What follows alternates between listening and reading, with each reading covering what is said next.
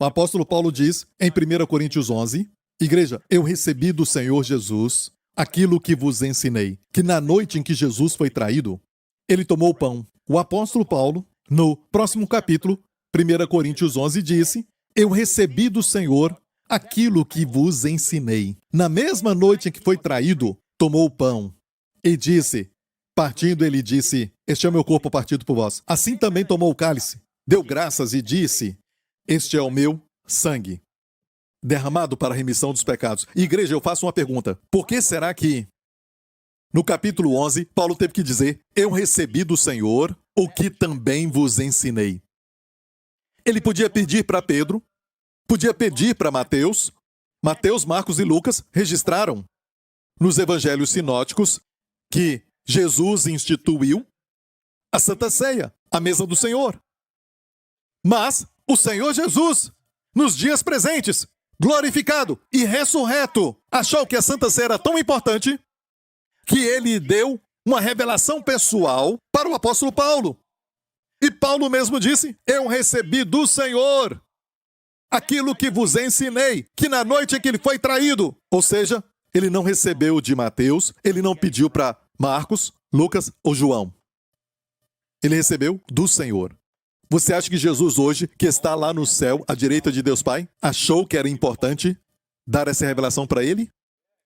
Eu sei, tem muitas igrejas e denominações hoje que nem celebram a Santa Ceia. Alguns que de vez em quando, a cada 2 meses, ou às vezes uma vez por mês, e alguns têm só o pão. Mas escute bem isso.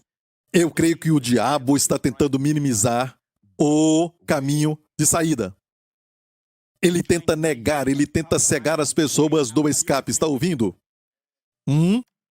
Voltando a 1 Coríntios 10, o contexto, certo? Do verso 13, certo? O cálice de bênção que abençoamos não é a comunhão do sangue de Cristo? O pão que partimos não é porventura a comunhão do corpo de Cristo? Então o contexto está muito claro, igreja, certo? Porque de repente fala da Santa Ceia.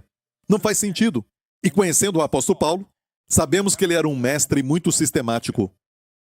Ok? Muito inteligente. Mas, se tratando da Bíblia, Deus é quem orquestra tudo. Nenhum verso está fora do contexto.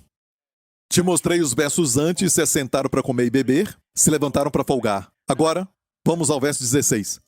Olha na tela. O cálice de bênção que abençoamos não é a comunhão do sangue de Cristo. A palavra comunhão aqui é a palavra koinonia, que é a palavra para amizade. Certo? Associação. Não é só amizade, você pode ter amizade comigo e eu acabei de te conhecer. Certo? Ou seja, é uma comunhão, mas é uma comunhão para tomar café, esse tipo de amizade, mas essa palavra fala de intimidade, uma participação íntima. Uma participação íntima. Está me ouvindo? Esta palavra também foi usada em um momento quando fala de marido e mulher, na intimidade. Falam coisas um para o outro, certo? E tem coisas que falam e fazem que ninguém mais tem o direito. Estão participando intimamente. Aqui é espírito, alma e corpo. Ok? Essa é a ideia da comunhão. Você entendeu isso? Entendeu? Amém?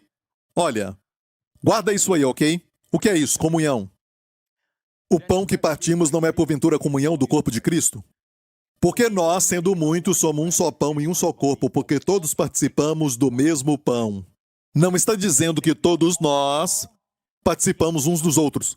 Tem alguns que ensinam que quando você pega o pão, lembre-se que é o corpo de Cristo. Não. Jesus não disse que este é o corpo místico de Cristo. Nós somos o corpo de Cristo, mas quando pegamos o pão e o pão está com o cálice, está falando do seu corpo físico.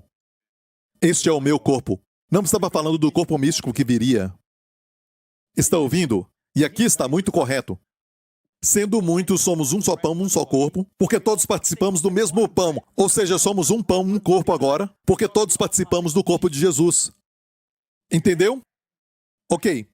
Vede a Israel segundo a carne. Agora falando de Israel, olha para ele segundo a carne. Quando ofereciam um sacrifício, os que comem os sacrifícios não são porventura participantes do altar? E eu te falo isso, é do seu interesse hoje. Se você está sofrendo, você recebeu um diagnóstico, algo assim, seja o que for que os médicos falaram, escute isso. É de seu interesse participar dos benefícios da cruz. A questão é como fazer isso. Vede Israel segundo a carne. Os que comem os sacrifícios não são, porventura, participantes do altar. O altar é a cruz. O altar, na época do templo de Israel, tinha 4 pontas, a figura da cruz, isto é, onde o cordeiro é colocado, onde o corpo de um sacrifício era colocado. Era onde o sacrifício era morto. O holocausto era posto ali. 4 pontas, porque um dia essa figura seria Jesus na cruz. As 4 pontas, norte, sul, leste e oeste, Deus amou o mundo de tal maneira. O benefício é eficaz para os 4 cantos do mundo. Posso ouvir um amém? Certo? Então, o altar era o lugar da cruz. E como participamos? Essa grande questão que a Igreja de Jesus Cristo tem é: eu sei que Ele levou as doenças, não só os pecados, mas como participar disso? Como ter acesso a isso? Como ter essa koinonia, uma participação íntima, ser participante e apropriar-se do que aconteceu? Como posso me apropriar dos benefícios do sangue e dos benefícios do pão?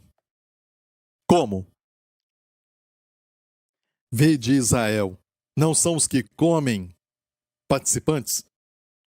Ou seja, quando você come o pão e bebe o cálice, você se torna participante do que Jesus fez lá na cruz.